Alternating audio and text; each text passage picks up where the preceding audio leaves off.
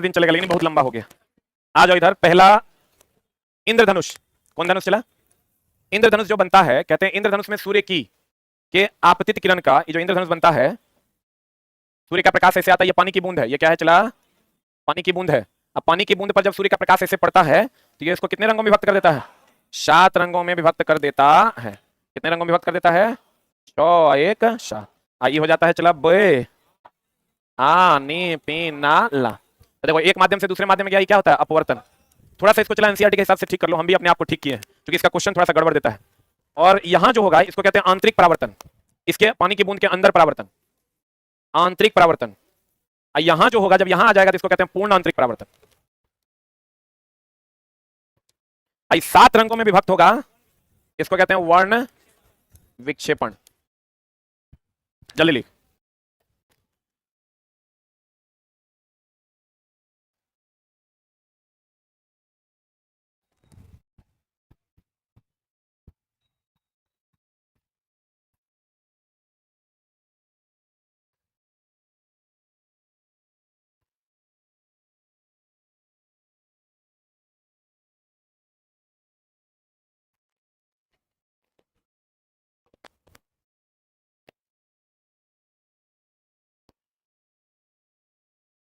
अगले दिन से चला आपका जो टेस्ट का टाइम है वो है 7 से 8।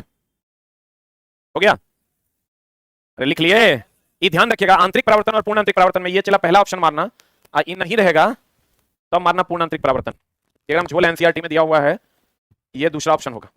ये मुख्य कारण है। मुख्य कारण अगर पूछेगा तो क्या हो जाएगा चला? वर्ण विक्षेपण। मुख्य कारण क्या हो जाएगा? वर्ण विक्षेपण।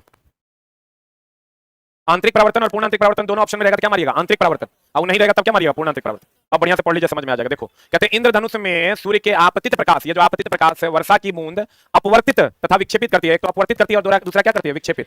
तत्पश्चात इसे आंतरिक परावर्तित करती है। क्या करती है चला? अब पुनः यह किरण अपवर्तित होती है, विक्षेपित करती है, जिसके बाद क्या होता है? जिसके बाद लास्ट में क्या हो जाता है? पूर्ण आंतरिक परावर्तन। पहले होता है आंतरिक परावर्तन और उसके बाद क्या हो जाता है? पूर्ण आंतरिक परावर्तन। दोनों में से कोई एक चुनना होगा तो क्या चुनिएगा? आंतरिक परावर्तन। तारे प्रकाश वायुमंडलीय अपवर्तन के कारण टिमटिमाते हैं। इसमें कोई झोलना है? तारा जो टिमटिमाता है अपवर्तन के कारण। अपवर्तन में भी कौन सा अपवर्तन? वायुमंडलीय अपवर्तन। कौन अपवर्तन? वायुमंडलीय अपवर्तन के कारण तारे टिमटिमाते हैं। या यूं कहें कि तारे जो टिमटिमाते हैं अपवर्तनांक में अंतर के कारण। किसमें अंतर के कारण? अपवर्तनांक में अंतर के कारण तारे टिमटिमाते हैं। किसके कारण? अपवर्तनांक में अंतर के कारण। या यूं कहें वायुमंडलीय, क्वेश्चन देता है कि तारे टिमटिमाते हैं अपवर्तन के कारण कि वायुमंडलीय अपवर्तन के कारण? वायुमंडलीय अपवर्तन मतलब यहां देखो सघन माध्यम है, ऊपर जाओगे तो कौन माध्यम? विरल माध्यम। तो सघन और विरल माध्यम में अंतर है तो कहते हैं अपवर्तन के कारण या अपवर्तनांक में अंतर के कारण। अपवर्तनांक में अंतर के कारण क्या होता है? अपवर्तन। जितना ज्यादा अपवर्तनांक में अंतर होगा वही क्या है? अपवर्तन। तारों को पृथ्वी से बहुत दूर होने के कारण प्रकाश का इसे क्या माना जाता है? बिंदु स्रोत माना जाता है, क्योंकि ये तारे बहुत अधिक दूरी पर होते हैं। अन्य ग्रह पृथ्वी के नजदीक होने के कारण प्रकाश का वास्तविक और विस्तृत स्रोत है। जैसे सूर्य, सूर्य को हम लोग विस्तृत स्रोत मानते हैं, जबकि तारे को हम लोग बिंदु स्रोत मानते हैं। सूर्य को क्या मानते हैं चला? सूर्य हमारा विस्तृत स्रोत है। सूर्य क्या है? विस्तृत स्रोत है। और तारा क्या है? लिख लो, बिंदु स्रोत है। तारा क्या है चला? बिंदु स्रोत। सूर्य क्या है? विस्तृत स्रोत। तारा क्या है? बिंदु स्रोत। लिख लिया? अब देखो चला, मिश्रण 2 प्रकार का होता है। मिश्रण कितने प्रकार का होता है? एक होता है दोस्त मेरे समांगी। क्या होता है? एक होता है विषमांगी। समांगी और विषमांगी। समांगी की अगर हम बात करें तो समांगी में हो गया तुम्हारा पानी जो समान रूप से घुला मिला हो। विषमांगी में ले लो तुम दूध। दूध दिखता समांगी है लेकिन होता विषमांगी। अब एक होता है चला टिंडल प्रभाव। कौन प्रभाव? टिंडल प्रभाव क्या कहता है? देखो टिंडल प्रभाव। कौन प्रभाव चला? टिंडल प्रभाव कहता है कि अगर आप दूध से होकर प्रकाश को गुजारिएगा, किससे होकर? ये दूध से होकर अगर आप प्रकाश को गुजारिएगा तो ये प्रकाश नहीं गुजरेगा। पानी से होकर गुजारिएगा तो अगर यही प्रकाश आप पानी से होकर गुजारिएगा, अगर इसमें आप पानी डाल दीजिए, आप पानी से होकर प्रकाश को गुजारिएगा तो प्रकाश गुजर जाएगा। तो इसका मतलब विषमांगी विलयन से प्रकाश गुजरता है कि नहीं गुजरता है? असमांगी से गुजरता है ना। इस दूध को हम लोग कोलाइड भी कहते हैं। क्या कहते हैं? और ये जो टिंडल प्रभाव में नहीं गुजरने की घटना है इसको प्रकीर्णन भी कहते हैं। क्या कहते हैं? देखो टिंडल प्रभाव कहता है कि जब कोलाइड विलयन से प्रकाश को गुजारा जाता है तो प्रकाश का क्षय हो जाता है, अर्थात प्रकीर्णन हो जाता है। यही घटना कौन प्रभाव है? टिंडल प्रभाव। दूध क्या है? समांगी कि विषमांगी? दूध क्या है? विषमांगी। इसका मतलब समांगी विलयन के साथ टिंडल प्रभाव नहीं होता है, विषमांगी विलयन के साथ टिंडल प्रभाव होता है। लिख।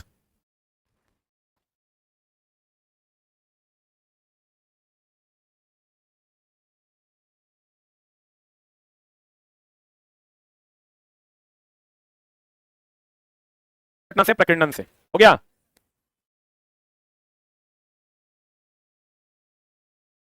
हो गया? पढ़े? समांगी मिश्रण, टिंडल प्रभाव। देख लो नहीं, समांगी मिश्रण जो है, पानी समांगी है, समान रूप से मिला हुआ रहता है, ये टिंडल प्रभाव नहीं था। टिंडल प्रभाव प्रकाश का अवरुद्ध होना, रुक जाना, क्षय होना। फिर कहता है प्रकाश के कण तरंग दैर्ध्य के, यहाँ कॉमा होगा, तरंग दैर्ध्य, छोड़ने ऐसे नहीं पढ़ना है, ये रेले का सिद्धांत है। चला, क्या प्रकीर्णन का मतलब होता है प्रकाश का क्षय। जैसे धूलकण वगैरह रहता है, टॉर्च जलाते तो प्रकाश का क्षय होता है ना, तो वही प्रकीर्णन है, वही घटना क्या है, प्रकीर्णन। ये कहता है प्रकीर्णन जो होता है वो तरंग दैर्ध्य के चतुर्थ घात का व्युत्क्रमानुपाती प्रकीर्णन है, वही घटना क्या है, प्रकीर्णन। ये कहता है प्रकीर्णन जो होता है वो तरंग दैर्ध्य के चतुर्थ घात का व्युत्क्रमानुपाती होता है। प्रकीर्णन जो होता है वो तरंग दैर्ध्य के चतुर्थ घात का क्या होगा, व्युत्क्रमानुपाती। प्रकीर्णन तरंग दैर्ध्य के चतुर्थ घात का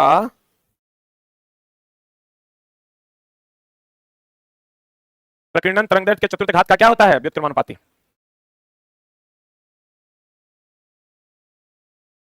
हो गया? कणों का साइज अधिक होने पर प्रकीर्णित प्रकाश कैसा प्रतीत होगा, श्वेत। प्रकीर्णन मतलब प्रकाश का क्या चला, क्षय। अब देखो, अगर तुम देखोगे तो बताओ सबसे कम क्षय किसका होता है, लाल का। नीचे से ऊपर जाओगे, लिख लेना, बे आ नी ह पी ना ला। नीचे से ऊपर जाने पर तरंग दैर्ध्य क्या होता है, बढ़ता, लेकिन प्रकीर्णन क्या होगा, प्रकीर्णन यानी क्षय जो है वो क्या होता है, घटता। तो बताओ सबसे कम क्षय किसका होगा, सबसे कम प्रकीर्णन इसी का होता है, सबसे कम प्रकीर्णन। और सबसे अधिक प्रकीर्णन किसका होगा, सबसे अधिक प्रकीर्णन किसका होगा, बैगनी का। चलो लिख,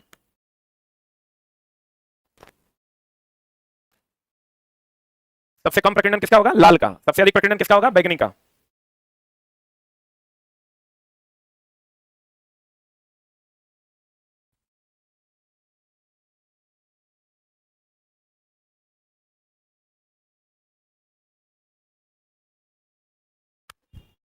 हो गया? तो बताओ सबसे ज्यादा प्रकीर्णन किसका होता है, बैगनी का। प्रकीर्णन मतलब क्षय, इसीलिए खतरे में लाल रंग का प्रयोग करते हैं। खतरा में कौन रंग का प्रयोग करते हैं, लाल रंग का प्रयोग करते हैं, क्योंकि लाल का प्रकीर्णन यानी क्षय कम होता है, दूर से भी आपको दिख जाएगा। कहते कणों का साइज अधिक होने पर प्रकीर्णित प्रकाश कैसा प्रतीत होता है, श्वेत। लाल प्रकाश का तरंग दैर्ध्य नीले प्रकाश की अपेक्षा कितना गुना होता है, लाल का ज्यादा होता है कि नीला का। हाँ, तो लाल का कितना गुना होगा, 1.8 गुना होता है। कितना गुना होता है, नेत्रगोलक का व्यास कितना, कल पढ़ाए थे, 2.3 सेंटीमीटर। बोलो रे। नीले प्रकाश, लाल प्रकाश का तरंग नीले की तुलना में कितना गुना होगा, 1.8 गुना होता है। लाल प्रकाश का तरंग नीले प्रकाश की अपेक्षा कितना गुना होता है, 1.8। दोपहर के समय नीले तथा बैगनी प्रकाश के बहुत कम मात्रा में प्रकीर्णन के कारण कैसा प्रतीत होता है। तो ऐसे भी समझिए, दोपहर के समय सूर्य नजदीक ना होता है, तो नजदीक होता है, सातों रंग नजदीक हमारे तक पहुंचता है, इसलिए दोपहर के समय सूर्य कैसा दिखता है, श्वेत। और सुबह और शाम के समय लाल, क्योंकि दूर हो जाने के कारण सबका प्रकीर्णन हो जाता है, लाल का प्रकीर्णन नहीं होता। स्विच का बात सुने हैं, स्विच जानते हैं, स्विच। स्विच सेल तथा बल्ब के बीच चालक संबंध को क्या करता है, जोड़ता भी है तथा तोड़ता भी है। अरे स्विच का दोनों ना काम है, जोड़ना भी और तोड़ना भी। किसी विद्युत धारा में सतत तथा बंद पथ में विद्युत परिपथ कहते हैं। अगर बंद परिपथ होगा तभी ना विद्युत परिपथ रहे, खुला परिपथ होगा तो उसमें विद्युत धारा का प्रवाह होगा, तो बंद परिपथ को ही हम लोग परिपथ कहते हैं। विद्युत धारा देखो, चला, विद्युत धारा हम लोग कहते हैं कि धारा का प्रवाह जो होता है वो किधर से किधर, पॉजिटिव से निगेटिव।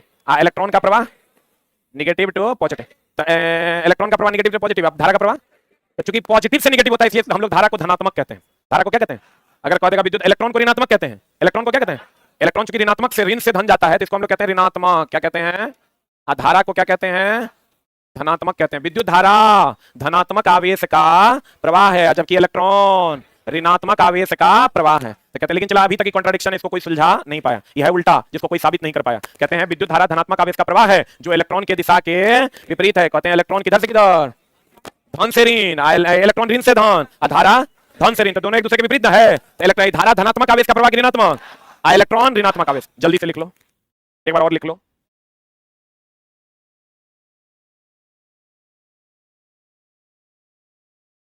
धारा का प्रवाह पॉजिटिव से किधर, नेगेटिव।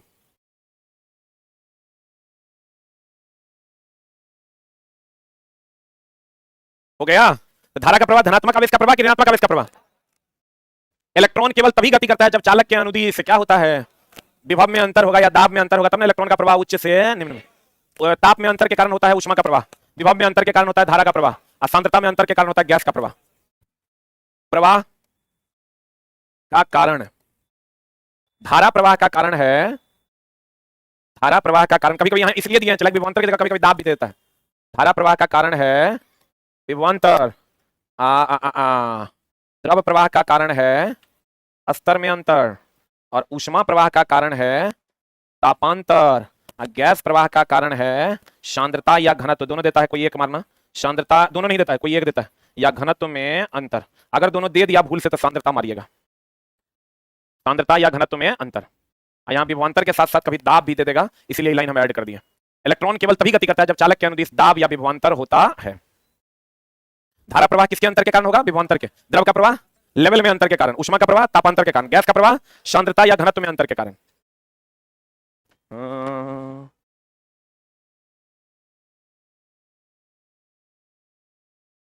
चट्टा क्या लिखता है? अरे महावीर वाला पढ़ता है, खाली अथी पटाता है, सर की मेहनत पर पानी फेर रहा है। ये महावीर वाला शब्द बहुत फेमस हो गया है।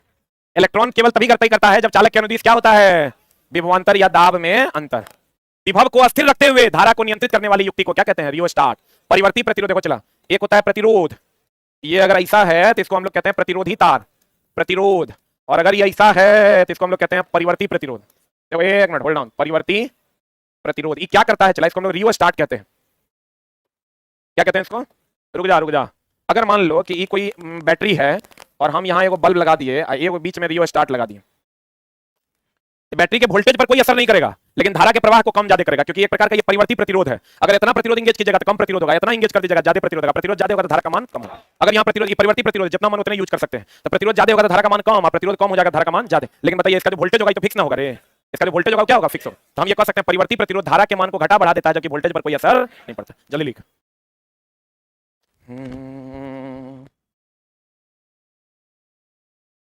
एलपी के एग्जाम का डेटा क्या 1 जून से है? आइए जाएगा, आज ना कल का है टेंशन ले रहा है, वो सपना तो हर पूरा हो जाएगा। भगवान से मनाओ कि एक आदमी ना लेट हो ताकि तुम पढ़ सको। बच्चा तो चला अभी आता है, वो एग्जाम तक आएगा कि सर कोनो कोर्स है एलपी के। हो गया क्रैश कोर्स। किसी का नाना का दिन है, चला 1 महीना फिजिक्स केमिस्ट्री पढ़ा देगा। अरे हुआ। परिवर्ती प्रतिरोध किसके मान को बदलता है? धारा के मान को क्या करता है? बदलता है। धारा के मान को क्या करता है? चला बदलता, लेकिन वोल्टेज के मान को क्या रखता है? क्योंकि इसको वोल्टेज से कोई लेना देना नहीं है। ठीक लिया? धारा के मान को बदलता है, वोल्टेज के मान को क्या रखता है? स्थिर रखता है। देखो क्या कर रहा है, विभव को अस्थिर रखते हुए, विभव मतलब वोल्टेज ना, धारा को नियंत्रित करना अर्थात कम या ज्यादा करने वाली युक्ति को रियोस्टाट परिवर्ती प्रतिरोधक कहते हैं। किसको अस्थिर रखेगा? वोल्टेज को। किसको बदलेगा? धारा को। किसको बदलेगा? कहता है परिवर्ती प्रतिरोध को धारा नियंत्रक भी कहते। यही है परिवर्ती प्रतिरोध रियोस्टाट। जितना पर कनेक्ट कीजिएगा उतने प्रतिरोध इंगेज होगा, नहीं कीजिएगा तो नहीं होगा। मिश्र धातु की प्रतिरोधकता उसके अवयवों से अधिक होती है। जैसे तुम ले लो कांसा, पीतल, उसका जो प्रतिरोधकता होगा उसमें जो अवयव है टीन, जिंक, इससे क्या होगा? अधिक होगा। कहता है इलेक्ट्रिक ओवन, ये तो सबको पता है चला, कौन प्रभाव पर काम करता है? ऊष्मीय प्रभाव की चुंबकीय प्रभाव। ये विद्युत चुंबकीय तरंग सूक्ष्म तरंग के द्वारा गर्म होता है। ध्यान रखना, ये जो इलेक्ट्रिक ओवन है चला, ओवन की अगर हम बात करें, ओवन में विद्युत चुंबकीय तरंग, विद्युत चुंबकीय तरंग, कौन तरंग? सूक्ष्म तरंग के द्वारा गर्म होता है, सूक्ष्म तरंग से गर्म होता है। ये ऊष्मीय प्रभाव पर नहीं काम करता है। ऊष्मीय प्रभाव पर कार्य करता कि नहीं करता? नहीं करता। इसका जो बर्तन होता है वो बोरी सिलिकेट का होता है। किसका होता है? हम बार बार बताए हैं, बहुत बार बताए हैं, इसका बर्तन किसका होता है? बोरी सिलिकेट का, जो ऊष्मा और विद्युत दोनों का कुचालक होता है, जो ऊष्मा और विद्युत दोनों का कुचालक होता है। ओवन में जो बर्तन होता है किसका बना होता है? बोरी सिलिकेट का।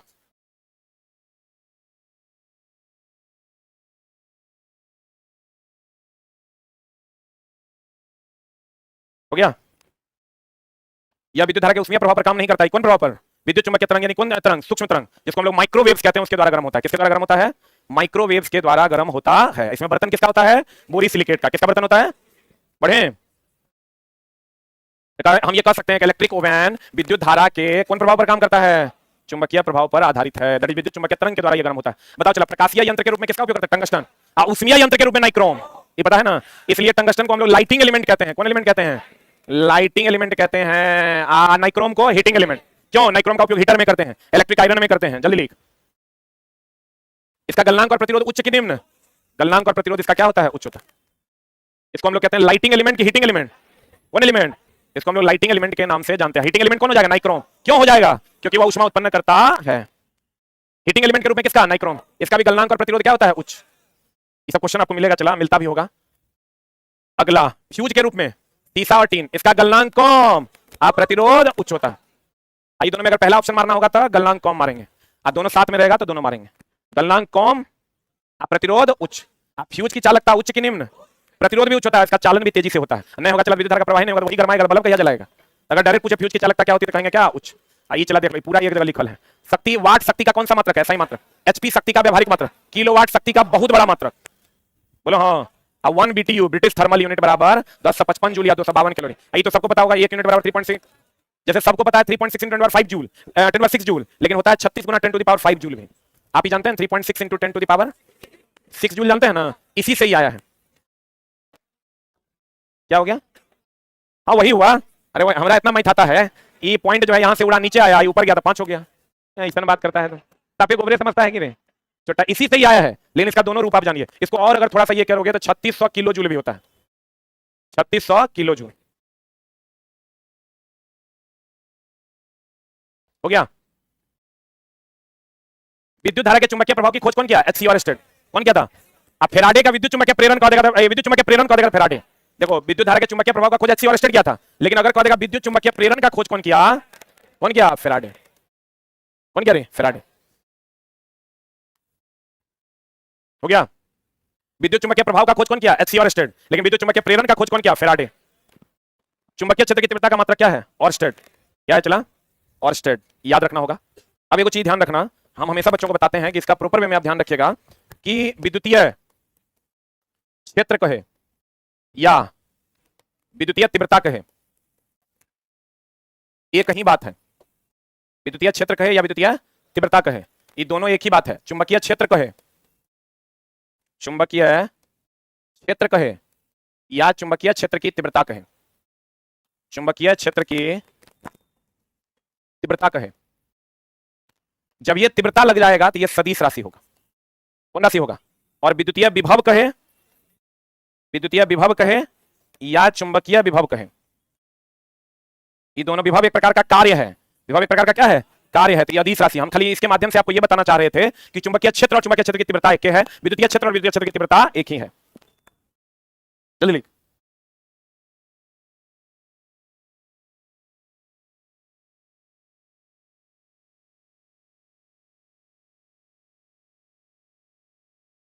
हो गया। तीव्रता जब भी देगा कौन राशि है, सदिश राशि। अब विभव जब भी देगा कौन राशि, अदिश राशि।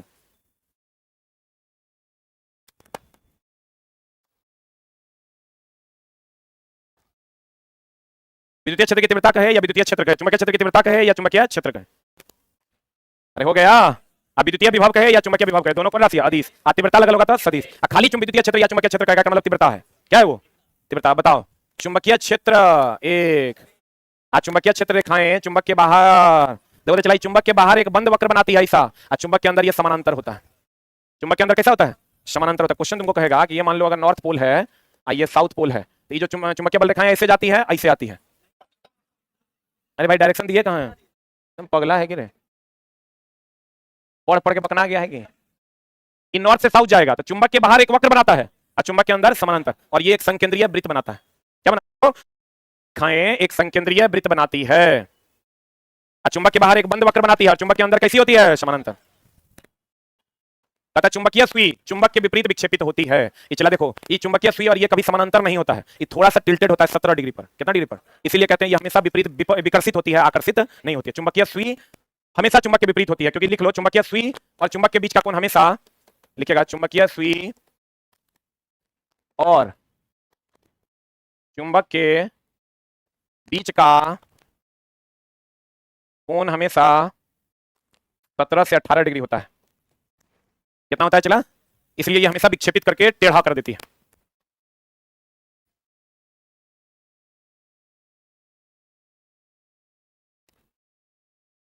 मैथ का डेली क्लास 8 से 9 में स्टार्ट होगा रोशन सर का, मंडे से यूट्यूब के ऊपर 8 से 9 यूट्यूब के ऊपर डेली 8 से 9 रोशन मिश्रा सर का मैथ स्टार्ट हो रहा है, जिसमें आपको टीसीएस का जो करंट क्वेश्चन है 22-23 का वो करवाया जाएगा इसी सप्ताह। मंडे से 8 से 9 में ये बैच स्टार्ट होगा आपका यूट्यूब के ऊपर, बिल्कुल फ्री है। 8 से 9 में आप इसको कर सकते हैं।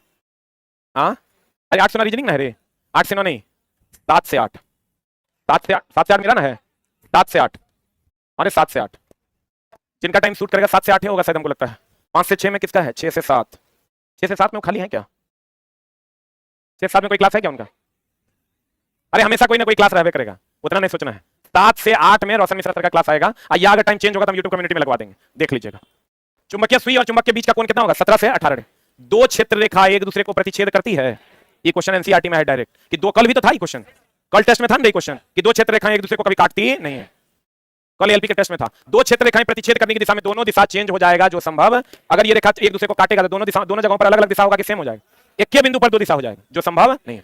विद्युत धारा का परिमाण में वृद्धि होने पर विक्षेप में भी क्या होगा? वृद्धि हो। जैसे चलाकर गैल्वेनोमीटर ये ले लीजिएगा, गैल्वेनोमीटर ले लीजिएगा, ऐसे करंट नापिएगा तो करंट के परिमाण में वृद्धि कीजिएगा तो इसका डिफ्लेक्शन भी ना बढ़ेगा। डिफ्लेक्शन को ही विक्षेप कहते हैं। डिफ्लेक्शन को क्या कहते हैं? विक्षेप कहते हैं। कहते हैं कि अगर विद्युत धारा के परिमाण में वृद्धि होने पर किसमें वृद्धि होगा? विक्षेप में क्या होगा? वृद्धि होगा। दक्षिण हस्त अंगूठा का नियम यह है, मैक्सवेल का कॉर्क स्क्रू नियम। किसकी दिशा? चुंबकीय क्षेत्र। क्या कहता है देखो, ये अगर कॉर्क स्क्रू को ऐसे लिया जाए और ऐसे घुमाया जाए तो जिधर की ओर वो टाइट होगा वो विद्युत धारा की दिशा है, और जिधर घूमेगा वो चुंबकीय क्षेत्र का। नहीं समझा? कॉर्क स्क्रू नियम कहता है कि एक स्क्रू को ले लीजिए, आप उसको ऐसे टाइट कीजिए तो जिधर की ओर धंसेगा वो विद्युत धारा की दिशा है, ऐसे से जो घुमाइएगा ये चुंबकीय क्षेत्र की दिशा है। तो मैक्सवेल का कॉर्क स्क्रू नियम चुंबकीय क्षेत्र की दिशा को दिखाता है। इसी का दूसरा नियम भी है कि अगर दाहिने हाथ में आप इसे एक चालक तार को पकड़ लेते हैं तो अंगूठा अगर चालक तार की धारा की दिशा को दर्शाएगा तो अन्य उंगलियां चुंबकीय क्षेत्र को दिखाएगी। बोलेंगे जिधर की ओर धंसेगा वो विद्युत धारा की दिशा है, डायरेक्शन ऑफ करंट। आई जो घूमेगा ये किसकी दिशा है? चुंबकीय क्षेत्र। इसको कहते हैं मैक्सवेल का कॉर्क स्क्रू नियम। मैक्सवेल का दक्षिण हस्त नियम कहता है कि अगर अपने दाहिने हाथ में किसी चालक तार को इसे रखा जाए कि अंगूठा उस चालक तार की धारा की दिशा को दर्शाए तो अन्य उंगलियां किसको दर्शाएगा? चुंबकीय क्षेत्र को दर्शाएगा। दक्षिण हस्त अंगूठा का नियम या मैक्सवेल का कॉर्क स्क्रू नियम से किसकी दिशा ज्ञात की जाती है? चुंबक। इसमें चला इसे घुमाएंगे चुंबकीय क्षेत्र, इसमें चला इसे करेंगे तो ये क्या है? चुंबकीय क्षेत्र। ये दोनों चुंबकीय क्षेत्र की दिशा को दर्शाता है। वही फ्लेमिंग का नियम, दो नियम है, लेफ्ट हैंड रूल और right hand. Left hand rule motor के लिए, राइट हैंड रूल जनरेटर के। तो फ्लेमिंग का जो लॉ है, यही चार लॉ तुमको पूछता है। फ्लेमिंग का लॉ एगो हो गया बाएं हाथ का नियम, आइए वो हो गया दाएं हाथ का नियम। बाएं हाथ का नियम किसके लिए? मोटर के लिए। और दाएं हाथ का नियम किसके लिए? जनरेटर के लिए। जनरेटर के लिए है तो ये भैया बल या गति की दिशा को दर्शाएगा। किसकी दिशा को? ये जो है ये धारा या ईएमएफ की दिशा को दर्शाएगा। और अगर चुंबकीय क्षेत्र की दिशा होगी तो दक्षिण हस्त का अंगूठा नियम या मैक्सवेल का कॉर्क स्क्रू नियम से दर्शाया जाएगा चुंबकीय क्षेत्र की दिशा को। जल्दी से लिख लो इसको। बाएं हाथ का नियम बल या गति की दिशा, दाएं हाथ का नियम धारा या ईएमएफ। अगर कहेगा चुंबकीय क्षेत्र की दिशा तो कहेंगे मैक्सवेल का कॉर्क स्क्रू नियम या दक्षिण हस्त नियम।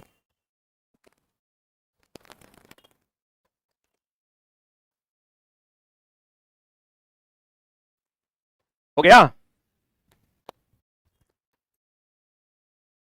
फ्लेमिंग ने कितने लॉ दिए थे? दो। एगो बाएं हाथ का नियम, एगो दाएं हाथ का नियम। कॉर्क स्क्रू नियम क्या कहता है? जिधर स्क्रू धंसेगा वो किसका धारक, जो घूमेगा वो चुंबकीय क्षेत्र। इसका मतलब इससे किसकी दिशा का ज्ञान होता है? चुंबकीय क्षेत्र। किसकी दिशा का?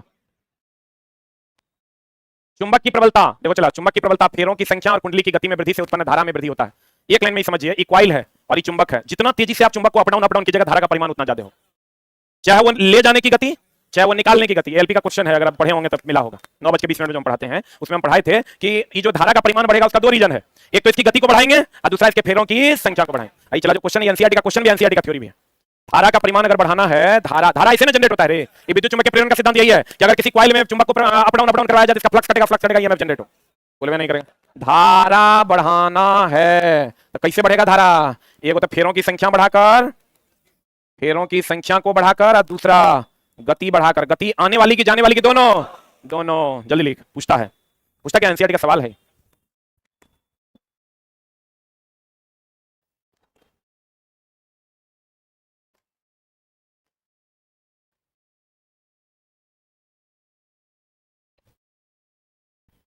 बढ़ाता है तो फेरों की संख्या क्या होगी? बढ़ेगी। ये फेरों की संख्या, ये कॉइल, और गति भी बढ़ेगा। कहता है चुंबक की प्रबलता फेरों की संख्या कुंडली की गति में वृद्धि करने पर धारा में भी क्या हो जाएगा? वृद्धि। या चुंबक की प्रबलता भी बढ़ा दीजिएगा तब भी हो जाएगा। चुंबक अगर अधिक प्रबल ले लीजिएगा तब भी हो जाएगा, क्योंकि अधिक प्रबल लीजिएगा तो फ्लक्स बढ़ेगा तो ईएमएफ बढ़ेगा। हो गया? And the next one is मानव शरीर के दो भागों में चुंबकीय क्षेत्र होता है। कहां? हृदय में भी चुंबकीय मैग्नेटिक फील्ड होता है, और कहां पर चला? मस्तिष्क में। सही है? हृदय में भी और कहां? मस्तिष्क में भी। दोनों जगह मैग्नेटिक फील्ड होता है। अस्थिर एक समान विद्युत धारा प्रवाहित होने की दिशा में गैल्वेनोमीटर का प्रक्षेपण और विचलन क्या होता है? शून्य। अस्थिर या एक समान धारा अगर प्रवाहित होगी तो उसमें डिफ्लेक्शन होगा। ये जो चला गैल्वेनोमीटर में जो टांका लगा होता है, इसे कब करेगा? जब धारा के मान में परिवर्तन होगा। एक समान धारा बहेगा तो उसमें कोई डिफ्लेक्शन होगा, एक जगह रुकल रहेगा। जितना धारा 2 एम्पीयर है 2 एम्पीयर पर रुकल रहेगा। बोले नहीं करेगा। कहता अस्थिर या एक समान विद्युत धारा प्रवाहित होने की दशा में गैल्वेनोमीटर का प्रक्षेपण या विचलन कितना हो जाएगा? शून्य हो जाएगा। धारा अगर बदलेगा तो डिफ्लेक्शन इसका क्या हो जाएगा? बदलेगा। एक समान रहेगा तो कोई परिवर्तन होगा? नहीं होगा। वह प्रक्रम जिसके द्वारा किसी चालक में परिवर्तित क्षेत्र के कारण अन्य चालक में धारा प्रेरित होता है विद्युत चुंबकीय प्रेरण। अभी तुरंत बताया, अगर फ्लक्स कटेगा तो क्या जनरेट होगा? ईएमएफ। और यही घटना क्या है? विद्युत चुंबकीय प्रेरण, जिसकी खोज कौन किया था? फेराड किया था। कौन किया था? फेराड। हम बोले विद्युत धारा के चुंबकीय प्रभाव का खोज एचसी ऑयस्टेड किया, लेकिन विद्युत चुंबकीय प्रेरण का खोज कौन किया था? कौन किया? फेराड। अब देखो चला, एक बात बताओ, आवृत्ति किसको कहते हैं? ये लाइन बड़ा सुंदर है। आवृत्ति किसको कहते हैं? एक दोलन पूरा करने में लगा समय, वो आवर्तकाल कहते हैं। एक दोलन पूरा करने में लगे समय को आवर्तकाल कहते हैं। एक सेकंड में दोलनों की संख्या को आवृत्ति कहते हैं। एक सेकंड में दोलनों की संख्या को आवृत्ति कहते हैं। हमको ये बताओ, अल्टरनेटिंग करंट जो है इतने में अपन दिशा बदल लेता है, ये पॉजिटिव या नेगेटिव, ये पॉजिटिव या नेगेटिव, इतने में दिशा बदलता है। बोले मैं नहीं करें। आवर्तकाल की अगर हम बात करें, हमको बताओ फ्रीक्वेंसी इसका कितना होता है? 50 हर्ट्ज होता है। आवृत्ति दिया हुआ, आवर्तकाल कितना हो जाएगा? T बराबर 1/f। तो 1/f का मान कितना हो जाएगा? 50। 1/50 बोले तो 0.02 सेकंड, तो 0.02 सेकंड हो गया आवर्तकाल। यानी यहां से लेकर एक दोलन पूरा करने में लगा समय, मतलब एक दोलन हुआ यहां से लेकर यहां तक, इसमें जो समय लगेगा वही ना आवर्तकाल है। तो यहां से यहां तक समय लगा 0.02 सेकंड, तो यहां से यहां तक का समय तब कितना हो जाएगा? 0.01 सेकंड, मतलब हर 0.01 सेकंड में दिशा बदल देगा। फिर यहाँ 0.01 सेकंड फिर दिशा बदल देगा। बोले भी नहीं करें। इसको जब सॉल्व करोगे तो आ जाएगा 1/100 सेकंड में दिशा बदल जाएगा। हम ये कह सकते हैं अल्टरनेटिंग करंट का आवृत्ति 50 हर्ट्ज, आवर्तकाल 0.02 सेकंड, और हर 0.01 सेकंड में ये अपनी दिशा को क्या कर देगा? बदल देगा। अर्थात 1/100 सेकंड में 0.01 को हम 1/100 सेकंड लिख सकते हैं। 1/100 सेकंड में ये अपनी दिशा को क्या कर देगा? बदल दे। जल्दी लिख।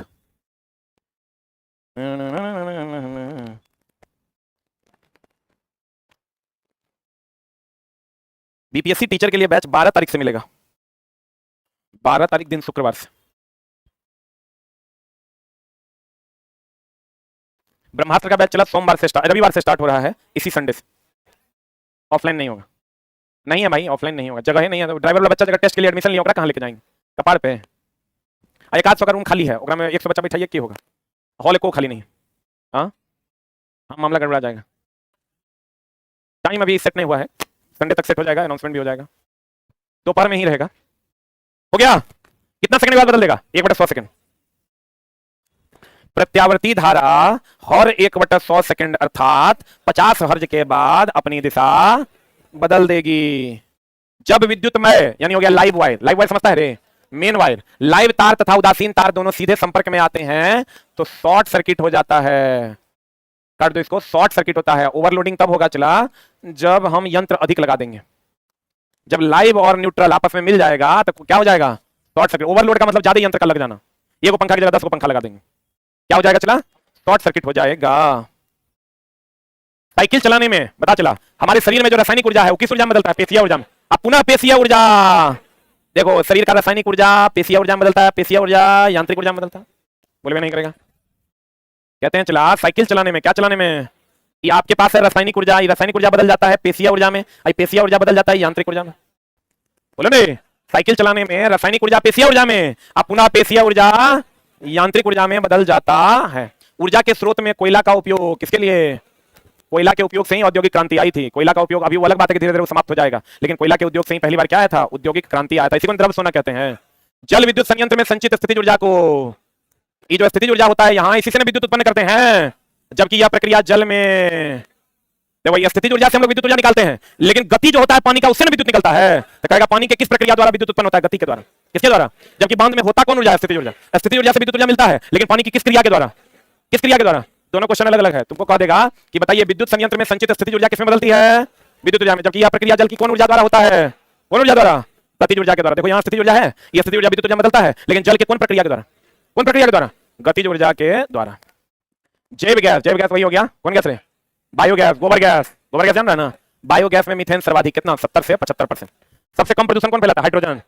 लेकिन प्रयोग में लाया जाता है सीएनजी। प्रयोग में लाया जाने वाला सबसे कम प्रदूषण फैलाने वाला सीएनजी। सबसे ज्यादा पवन ऊर्जा शक्ति का उपयोग डेनमार्क में होता है, इसलिए इसे क्या कहते हैं? सबसे ज्यादा पवन चक्की वही है डेनमार्क में, इसलिए इसको कौन देश कहते हैं चला? पवनों का देश कहते हैं। वायुमंडल के परतों द्वारा प्रति एकांक क्षेत्र द्वारा अवशोषित सौर विकिरण की मात्रा को क्या कहते हैं? सौर स्थिरांक। प्रति एकांक क्षेत्रफल जितना ऊर्जा को, सौर ऊर्जा को अवशोषित करता है उसे हम लोग सौर स्थिरांक कहते हैं। अब पादप कितना % सौर ऊर्जा को अवशोषित करता है? पादप 1% सौर ऊर्जा को अवशोषित करता है। जितना ऊर्जा है सूर्य के पास उसका 1% सौर ऊर्जा। अब एनसीईआरटी का सवाल है, पढ़िएगा तो आपको मिल जाएगा। बीपीएससी टीआरई 1.0 का भी सवाल है। पादप कितना % ऊर्जा लेता है? 1%। आज जितना ऊर्जा प्रति एकांक क्षेत्रफल ग्रहण करता है उसे क्या कहते हैं? सौर स्थिरांक। क्या कहते हैं चला? अब पादप कितना % ऊर्जा लेता है? 1%। कितना %? आज जो लिंडमान का नियम जानते हो ना? लिंडमान का नियम क्या कहता है? ये हो गया उत्पादक, क्या हो गया? ये हो गया प्राथमिक उपभोक्ता, ये हो गया द्वितीयक, ये हो गया तृतीयक। नीचे से ऊपर जाएंगे तो ऊर्जा घटेगा ना हो। सबसे अधिक ऊर्जा किसका है? उत्पादक का। कितना % ऊर्जा यूज करता है? 10%। ये नियम किसका है? लिंडमान का। किसका है? लिंडमान का। अब चला एनसीईआरटी बनाइएगा तो आपके लिए आसान हो जाएगा, बहुत टफ नहीं लगेगा आपको। समुद्रों अथवा महासागरों में जल स्तर परत में ताप अंतर के कारण जो ऊर्जा उष्मा उत्पन्न होती है उसे कौन ऊर्जा कहते हैं? समुद्र में जो ऊर्जा ताप के कारण उत्पन्न होगी उसे महासागरीय ऊर्जा कहेंगे। बोलो रे। अब प्रत्येक स्तरों के बीच ताप का अंतर कितना डिग्री होना आवश्यक है? प्रत्येक जो समुद्र में प्रत्येक स्तर के बीच 20 डिग्री का अंतर होना जरूरी है। नाभिकीय विज्ञान में ऊर्जा को प्रायः किसमें व्यक्त करते हैं? महा भी आए। ये ध्यान रखना चला, ऊर्जा का मात्रक जो होता है वो जूल है ना, लेकिन किलोवाट आवर भी है, क्योंकि 1 किलोवाट आवर बराबर होता है 3.6 × 10⁻6 जूल। और मेरी जान इलेक्ट्रॉन वोल्ट भी है, क्योंकि 1 इलेक्ट्रॉन वोल्ट बराबर होता है 1.6 × 10⁻⁻19 जूल। किलोवाट आवर भी है और इलेक्ट्रॉन वोल्ट भी है, मेगा इलेक्ट्रॉन वोल्ट भी है, लेकिन वो बहुत बड़े यंत्र के लिए।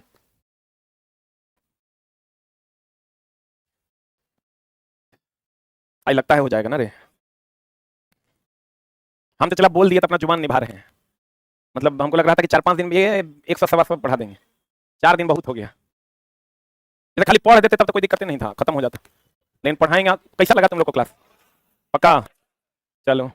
कहता है नाभिकीय विज्ञान में ऊर्जा की प्राय इलेक्ट्रॉन वोल्ट में व्यक्त किया जाता है। हम लोग जो विद्युत ऊर्जा खपत करते हैं उसमें किलोवाट आवर में, ऊर्जा को किलोवाट आवर में, नाभिकीय विज्ञान में इलेक्ट्रॉन वोल्ट में, क्योंकि दोनों किसके बराबर है? जूल के बराबर। और जूल किसका मात्रक ऊर्जा का? अभी तुरंत बताए थे चला, हाइड्रोजन को स्वच्छ ईंधन माना जाता है क्योंकि ये सबसे कम प्रदूषण फैलाता है, परंतु उपयोग में आने वाला स्वच्छ ईंधन क्या है? हाइड्रोजन गैस हम लोग उपयोग नहीं करते। नाभिकीय संलयन अभिक्रिया के लिए उच्च ताप की आवश्यकता होती है कि निम्न ताप? उच्च ताप ना। संलयन में उच्च ताप होता है कि विखंडन में? संलयन में 1000 गुना ज्यादा होता है।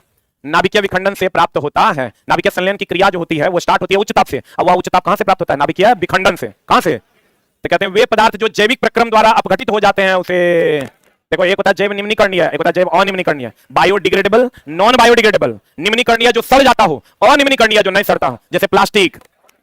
अनिम्नीकरणीय में अगर आओगे तो ये अनिम्नीकरणीय में कौन हो जाएगा? प्लास्टिक, प्लास्टिक, सीसा, ये सब क्या है? अनिम्नीकरणीय। अनिम्नीकरणीय का इंग्लिश होता है non biodegradable. Non biodegradable, non biodegradable. मतलब वे पदार्थ जैविक प्रक्रम द्वारा अपघटित हो जाते हैं, मतलब क्या हो जाते हैं? सड़ जाते हैं, उसे जैव निम्नीकरणीय कहता है। जो नहीं सड़ेगा अनिम्नीकरणीय। बोलेंगे ट्रिपल आर थ्योरी सुना है? Reduce, reuse, recycle. इससे हम अपने वातावरण को क्या कर सकते हैं? बचा सकते हैं। ये सब डायरेक्ट एनसीईआरटी का क्वेश्चन है, पढ़िए तो आपको पता चलेगा। जो जैविक प्रक्रम द्वारा अपघटित ना हो उसे अजैव निम्नीकरणीय, नॉन बायोडिग्रेडेबल कहते हैं। डिग्रेड करना मतलब होता है सड़ना। अपघटित करने के लिए वायुमंडल में कौन कौन है रे? अपघटित या अपमार्जक जो है कौन कौन है? एक जीवाणु, दूसरा चला क्या? कवक। जीवाणु और कवक, इसको हम लोग जैविक अपमार्जक भी कहते हैं। अपमार्जक मतलब सरप। पता चला पारिस्थितिकी तंत्र में जैव की अजैव की दोनों उपभोक्ता भी होता है। मिट्टी या पानी भी पारिस्थितिकी तंत्र का हिस्सा है, तो पारिस्थितिकी तंत्र में जैविक भी होता है और अजैविक भी। पारिस्थितिकी तंत्र में जैविक भी होता है और क्या होता है? अजैविक में। वन, नदी, तालाब, झील, प्राकृतिक पारितंत्र तथा बगीचा, खेत क्या है? चला करते हैं। वन तो प्राकृतिक है, ये है। नदी भी, तालाब भी, झील भी, बगीचा हम लोग बनाते हैं, खेत कृत्रिम पारितंत्र का हिस्सा है। पादप स्वपोषी, पादप स्वपोषी की नहीं, पादप बोलो या स्वपोषी बोलो? अरे बोले मैं नहीं करेगा। पादप बोलिए या स्वपोषी। प्रथम श्रेणी के पोषी स्तर में है, सबसे पहला वही ना रे। कहते हैं प्राथमिक उपभोक्ता। अरे छोटा ये देखो, सबसे नीचे कौन? पादप, इसके बाद प्राथमिक उपभोक्ता, इसके बाद तो हमको ये बताओ, पादप प्रथम श्रेणी में है, अब प्राथमिक उपभोक्ता द्वितीय श्रेणी में है। अरे बुझा रहा है? ये पहला श्रेणी, दूसरा, तीसरा, चौथा श्रेणी। प्राथमिक उपभोक्ता प्राथमिक श्रेणी में है कि पहले श्रेणी में है कि दूसरे श्रेणी में? और द्वितीय उपभोक्ता तीसरे श्रेणी में, और तृतीय उपभोक्ता चौथे श्रेणी में। इस सब एनसीईआरटी का सवाल है, देगा मियाज बुलंद कर देगा। कहते हैं प्राथमिक उपभोक्ता कौन श्रेणी में? द्वितीय श्रेणी के पोषी स्तर में। द्वितीय श्रेणी का उपभोक्ता तीसरे श्रेणी के पोषी स्तर में है। पता नहीं बुझाया कि नहीं बुझाया? बुझाया पक्का। ये जब जाएगा चला इसके साथ सामान्य विज्ञान में, जब 700 सवाल लाइनर घुसेगा तब गेम में मजा आएगा, तब आपका सवाल भी बनेगा। बढ़े, अरे बढ़े। प्रथम पोषी अर्थात स्वपोषी में सूर्य की मात्रा का, अभी तुरंत ने बताए थे, आईबीपीएससी टीआरई 1.0 का फेमस सवाल है। ये भी पहला सवाल भी और दूसरा सवाल भी अभी बताए थे। प्रथम पोषी स्तर से सभी अगले पोषी स्तर में कितना %? 10%। आई कौन दिया था नियम? ये दिया था लिंडमान। कौन दिया था? चला सामान्यतः निचले पोषी स्तर उत्पादक में जीवों की संख्या, सबसे ज्यादा जीवित जीव यहीं पाए जाते हैं, क्योंकि यहाँ पर चला जीवाणु भी है, कवक भी है, जैविक भी है, बहुत पादप भी है, तो सबसे ज्यादा यहीं ना पाया जाता है। ऐसे भी चला सबसे ज्यादा जीवित जीव कौन है? सवाल। और उस कहाँ है? उत्पादक में कि उपभोक्ता में? कहाँ है? तो कहते हैं सामान्यतः निचले पोषी स्तर में जीवों की संख्या अधिक होती है। ऊर्जा भी अधिक होता है। ऊर्जा भी क्या होता है? अधिक होता है। कहता ऊर्जा के स्थानांतरण में ह्रास होता है कि वृद्धि होता है? वो नीचे से ऊपर जो 10% ऊर्जा का स्थानांतरण होता है, तो ह्रास होता है कि वृद्धि होता है? ऊर्जा के स्थानांतरण में ह्रास ऊर्जा का सामान्यतः कौन ऊर्जा में रूपांतरण होता है? ऊष्मा ऊर्जा में रूपांतरण होता है। इसलिए जो जो ऊपर आप जाइएगा गर्म जीव पैदा होते हैं। कैसे जीव पैदा होते हैं? जो जो आप ऊपर जाते जाइएगा जीवों की गर्मी जो है वो बढ़ती जाएगी, उसकी ऊर्जा अधिक होती है, ऊष्मा ऊर्जा में बदलती है। ऊर्जा अधिक नहीं होती, ऊष्मा ऊर्जा में बदलती है। देखो चला, ऊर्जा का प्रवाह एक दिशीय होता है। ये सब एनसीईआरटी है, जाके खोल के देखना, पलटोगे क्वेश्चन मिल जाएगा एग्जाम्पलर में क्वेश्चन। ये एक दिशीय होता है, मतलब उत्पादक से इधर की ओर होगा। बताओ तो कुत्ता से ऊर्जा मिलेगा पौधा को? द्विदिशात्मक नहीं होता है। एकरा से मिलेगा खरगोश को, खरगोश को खाएगा सांप, सांप को खाएगा लोमड़ी, जे भी खाएगा, कुत्ता नहीं खाएगा। नीचे से ऊपर जाएगा तो ऊर्जा में क्या होगा? 10% का स्थानांतरण होगा, ऊर्जा घटेगा, फिर कुत्ता से कभी इसको फायदा नहीं होगा। तो ऊर्जा एक दिशात्मक है कि द्विदिशात्मक है? कैसा है? ऊर्जा का प्रवाह हमेशा एक दिशीय होता है।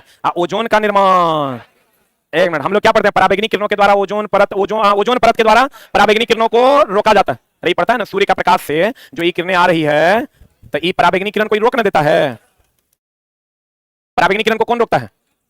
ओजोन परत जो कौन मंडल में होता है? समताप मंडल, ये रोक देता है। लेकिन चला एक बात और जानिए कि पराबैंगनी किरण से ही ओजोन परत का निर्माण भी होता है। क्लोरोफ्लोरोकार्बन जो हम लोग छोड़ते हैं इससे नष्ट होता है। आपको कहेगा बताओ ओजोन परत का निर्माण किससे होता है? पराबैंगनी किरण से। नष्ट किससे होता है? क्लोरोफ्लोरोकार्बन से। बुझा रहा है ना? ओजोन परत का नष्ट होना मतलब छेद होना, मतलब पतला होना। क्या होना? पतला होना। आज के सेट में है, आज एलपी के सेट में है। घूर्णन गति बढ़ने से लोलक का आवर्तकाल बढ़ जाता है। घूर्णन गति करते हुए लोलक का आवर्तकाल होता है T = 2π√ω/g। पराबैंगनी किरणें प्रतिरक्षा तंत्र तथा त्वचा का, पीछे भी ना बताए थे।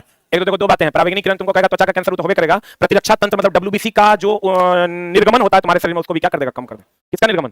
डब्ल्यूबीसी का। इसलिए तुम बीमार रहने लगोगे बहुत ज्यादा, और त्वचा का कैंसर तो होवे करेगा। तो दोनों बातें हैं, एक तो प्रतिरक्षा तंत्र के लिए हानिकारक है और दूसरा त्वचा का कैंसर। क्वेश्चन दे देगा पराबैंगनी किरणों से क्या होगा? पहला दे देगा त्वचा का कैंसर, लड़का मारेगा हाँ यही होगा आंसर। लेकिन आप ये भी जानिए कि प्रतिरक्षा तंत्र को भी क्या होगा? नुकसान होगा। डब्ल्यूबीसी का जनरेशन कम हो जाएगा।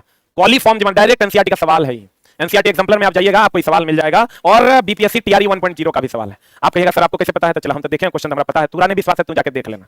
जब तूने तुम्हारे साथ क्या हम कहेंगे यहाँ पूछा है, तुम अरे पूछा है, तेरा बड़ा फालतू आदमी है कोई, तुझे बोलता है सब झूठे बोलता है। तुम जाके पढ़ लेना, तुमको सवाल मिल जाएगा। एनसीईआरटी से 30% सवाल पूछा था हमको। चला एनसीईआरटी जो ग्रुप डी से पढ़ाना हम शुरू किए हैं, अभी तक हमको लगता है कितना बार ये क्वेश्चन पढ़ा दिए होंगे, तो हमको याद है। तो ये क्वेश्चन डायरेक्ट तुमको उठा के कॉपी पेस्ट किया था। कॉलीफॉर्म जीवाणु जो मानव के आंत में पाया जाता है, यह जल प्रदूषण का प्रमुख कारण होता है। इसी से चला तुमको डिहाइड्रेशन वगैरह हो जाता है। कहते हैं कॉलीफॉर्म गंगा जल प्रदूषण का प्रमुख कारक है, जो अर्ध जलाशय से होता है। क्योंकि ये पाया कहां जाता है? मनुष्य के आंत में। और जब जलाता है, चलाता आंत जो है जल के जल्दी जलता नहीं है, और जब जल के लोग गंगा में विसर्जित कर देता है तो वहां से कॉलीफॉर्म जीवाणु जो है उसमें फैलता है, जिसके कारण वहां पर जल प्रदूषण होता है। लेकिन लोग तो जला ही रहा है, दूसरा कोई उपाय तो है नहीं। तो लोग गंगा शवदाह जो है इधर ही करता है, तो करता है चला, तो उसमें जो कॉलीफॉर्म बैक्टीरिया है वो वहां के जल प्रदूषण के लिए क्या है? जिम्मेवार है। मरना चला एकदम अंतिम सत्य है, सब कुप्चा में जाएगा। इसलिए अपनी जवानी पर घमंड ना कर, ना अपने पैसे पर घमंड करे। हे मनुष्य, अगर तू किसी के काम आ सकता है तो उसका काम कर दे, ठीक ना? लेकिन तुम जाना कभी गुलवी घाट, वहां लिखल है कथी, तेरी आखिरी मंजिल तो मैं था, बस आने में देर लगा दे। मां कसम, ये लाइन जब तू चला पढ़ेगा ना तो रोआ खड़ा हो जाएगा। जैसे एंट्री गेटे पर लिखल है, ऐसे घुसेगा ना तो वहां पर लिखल है। इसलिए आज ना कल कोपचा में जाना है। इसलिए अभी कोपचा शब्द चला कहां से है? हम जहां काम करते थे कंपनी में, पहली बार जब मेरा बीटेक करने के बाद नौकरी लगा, तो हम सोचे कि चलो काम कर रहे थे, तो बगल से जो है ना श्मशान घाट का रास्ता था, और खिड़की खुले रहता था। इस साइड में टीवी चलता था, उस पर कभी ऋतिक रोशन, कभी कैटरीना कैफ नाचती थी। इधर से हर 5 मिनट पे जाता था, राम नाम सत्य है, राम नाम सत्य है, राम नाम सत्य है। साला एक तरफ हम इधर मशीन पे काम कर रहे हैं, एक तरफ इधर देखते थे, एक तरफ इधर देखते थे।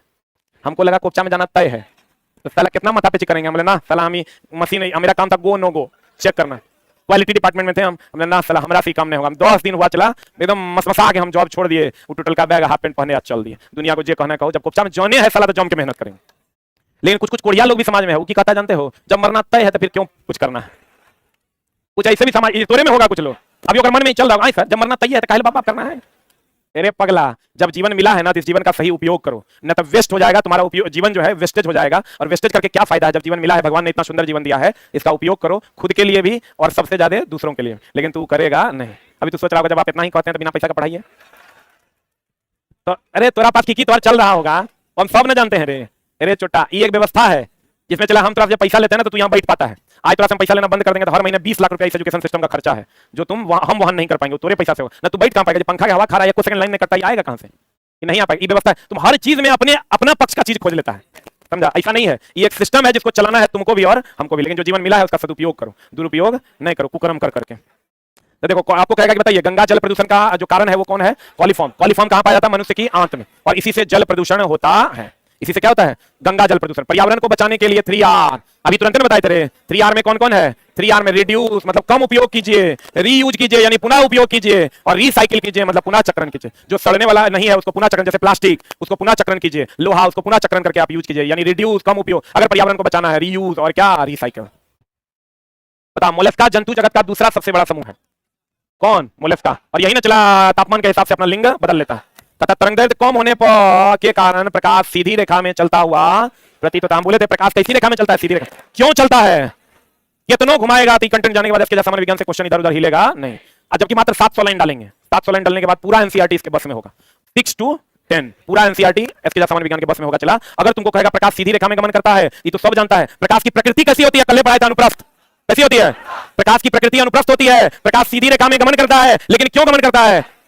तरंगदैर्घ्य कम होने का। आपको प्रैक्टिकली आप बता दीजिए कैसे। देखो, इसका तरंगदैर्घ्य होता है दो सिंगों के बीच की दूरी। अगर दो सिंगों के बीच की दूरी साफे कम होगी, ऐसा गमन करेगा सीधी रेखा। सीधा हो जाएगा चिला तो सिंग बनवे नहीं करेगा, गर्त बनवे नहीं करेगा, तो दो सिंगों गर्तों के बीच की दूरी लगभग 0 हो जाएगी। तो जब सीधी रेखा हो जाएगा नहीं हो जाएगा, टेढ़ा होगा तो हो जाएगा तरंगदैर्घ्य। सीधा हो जाएगा तब तो तरंगदैर्घ्य 0 रे, क्योंकि दो लगातार सिंग और लगातार गर्त के बीच की दूरी को तरंगदैर्घ्य कहते हैं। आइए, अगर सीधा है तो तरंगदैर्घ्य 0 है, 0 है तब सीधी रेखा में है। इसका मतलब अगर सीधी रेखा में गमन कर रहा है, इसका मतलब तरंगदैर्घ्य का मान लगभग 0 है, अर्थात कम है कि ज्यादा है? बुझा रहा है? नहीं बुझा रहा है? अगला अगला अगला 700 आगे मार कहते हैं। चला, नाइट्रोजन कौन? चला, नाइट्रोजन पौधों के वृद्धि में सहायक है, ये तो सब जानता है। नाइट्रोजन किसकी वृद्धि में सहायक है? तथा नाइट्रोजन के ऑक्साइड वृद्धि को रोकता है। बुझा रहा है? दोनों क्वेश्चन बनेगा इसके सामान्य विज्ञान से, इसलिए तुम लोग इसका प्रचार भरपूर करना। आने वाले नस्लों को यही किताब बताना, क्योंकि वो एनसीईआरटी की 25 पुस्तकें नहीं पढ़ पाएगा, तो वो एक पुस्तक पढ़ेगा जिसका नाम है इसके सामान्य विज्ञान। अच्छा चला, तू एनसीईआरटी एग्जाम्पलर पढ़ा है ना, तो अब तू बता एनसीईआरटी एग्जाम्पलर का डायरेक्ट लाइन है कि नहीं है? और यही अवग्रह में जाएगा। तो पढ़ाइए दिया, तो 5वां एडिशन कमिंग सून है। इन्हें कहना कि लेना है, उतना नहीं लेना है, इसी से काम हो जाएगा। नाइट्रोजन, चला एक एक डाउटेड लाइन आपके सामने होगा, वाष्पोत्सर्जन से लेकर वाष्पीकरण तक। कहते हैं केशिकत्व से लेकर केशिका तक। कहते हैं नाइट्रोजन पौधे की वृद्धि में सहायक, लेकिन नाइट्रोजनी ऑक्साइड वृद्धि को क्या करता है? रोकता है। अब बोर्डो मिश्रण के बारे में पूछेगा, CuSO4 + CO। ये चला कीटनाशक है एक प्रकार का। क्या है ये? कीटनाशक है। ये तो सबको पता होगा। आवेश शब्द का प्रथम प्रयोग किसने किया था? थेल्स ने। लेकिन धन और रिंद बताया था बेंजामिन फ्रैंकलिन। ये भी एनसीईआरटी का सवाल है। आवेश शब्द प्रथम प्रयोग कौन किया था? थेल्स। लेकिन आवेश शब्द का प्रथम प्रयोग विपरीत आवेश, देखो चला, अगर कह देगा आवेश शब्द का प्रथम प्रयोग किसने किया? थेल्स ने। लेकिन आवेश के लिए धन और ऋण अर्थात विपरीत आवेश शब्द का प्रयोग बेंजामिन फ्रैंकलिन ने किया। बोल रहे, भारत की सबसे बेहतरीन पुस्तक एसके झा सामान्य विज्ञान। ठीक है, चला एपीजे अब्दुल कलाम साहब की किताब पर हम देखे, उस दिन की लिखा हुआ था 3 लाख प्लस पुस्तक बिकी है। मेरी किताब चला 12 लाख प्लस बिकी है। हम एपीजे अब्दुल कलाम को नमन करते हैं, हम ही नहीं कहते हैं, उनसे बड़े हो गए हैं, हम उनके आगे चला एकदम चूजा से भी चूजा हैं। लेकिन किताब की अगर हम बात करें, बच्चों ने इसको इतना पसंद, क्योंकि एपीजे अब्दुल कलाम साहब की किताब बच्चों के उतने यूज में नहीं आई है, या वो बच्चे पढ़ना नहीं चाहते क्योंकि उसका रिजल्ट नहीं है। वो सोचते हैं हमको जीवन नहीं बदलना, हमको नौकरी लेना है, इसलिए ये किताब इतनी बिकी है। 12 लाख अप्रॉक्स किताब अभी तक मार्केट में। हमको लगता है ऐसा कोई रूम नहीं है जिस रूम में तुम घुस जाओगे तो इसके सामान्य विज्ञान तरह दिखाई नहीं देगा। और हमको ऐसा लगता है चला पढ़ा के हमको जितनी सफलता मिली, जितनी पॉपुलैरिटी मिली, उससे ज्यादा पॉपुलैरिटी हमको इसके सामान्य विज्ञान दे दिया। कहते हैं चला आवेश शब्द का प्रयोग कौन किया? थेल्स किया। और विपरीत आवेश शब्द किसने? बेंजामिन फ्रैंकलिन ने किया। क्लियर है? प्रथम बार आवेश उत्पन्न किसने किया? फैराडे ने। लेकिन आवेश का संचरण किसने बताया? क्रिचॉफ्स ने। ये लिख लो चला, आवेश का संचरण के बारे में कौन बताया? क्रिचॉफ्स ने बताया। किसने बताया? क्रिचॉफ्स ने। आवेश उत्पन्न कौन किया था? फैराडे ने, विद्युत चुंबकीय प्रेरण का सिद्धांत देकर। लेकिन भैया आवेश का संचरण के बारे में किसने बताया? क्रिचॉफ्स ने। किसने बताया?